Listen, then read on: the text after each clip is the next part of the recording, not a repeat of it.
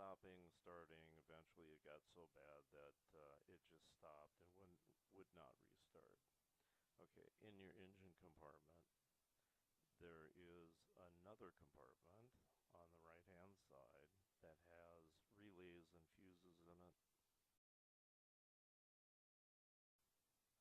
This is the inside cover of that compartment, and it lists on the inside what each relay and fuse does.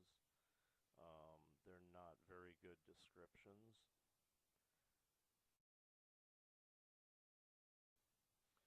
At the bottom, you'll see a relay that is marked heater. Again, it's not a very good description of the fan. Here is the position of the relay. That was the problem. Here's what it looks like pulled out. And a lot of these have different variations of the prongs that stick out. Here is the numbers that were on this. As far as I know, this is original, but I'm not positive about that.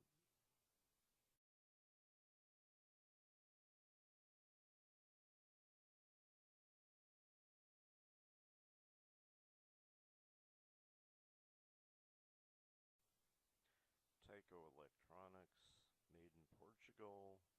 The new one was made in China. This is the new one. I actually bought two of them. I think you can get them still from Mazda, but I got them from Amazon, who actually had them.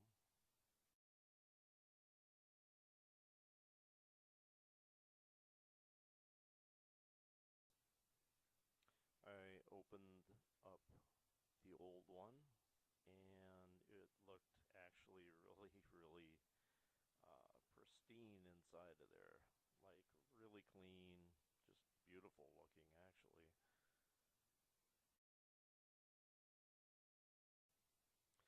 What happened is the magnet windings, the wire there, burned out. It didn't have any black marks or anything on it, so it was kind of weird. Here you can see there's a resistor in parallel with the magnet. The whole thing should read about 100 ohms if you read it from the prongs on the bottom. On the left you can see where it actually contacts and where it's wore a little bit.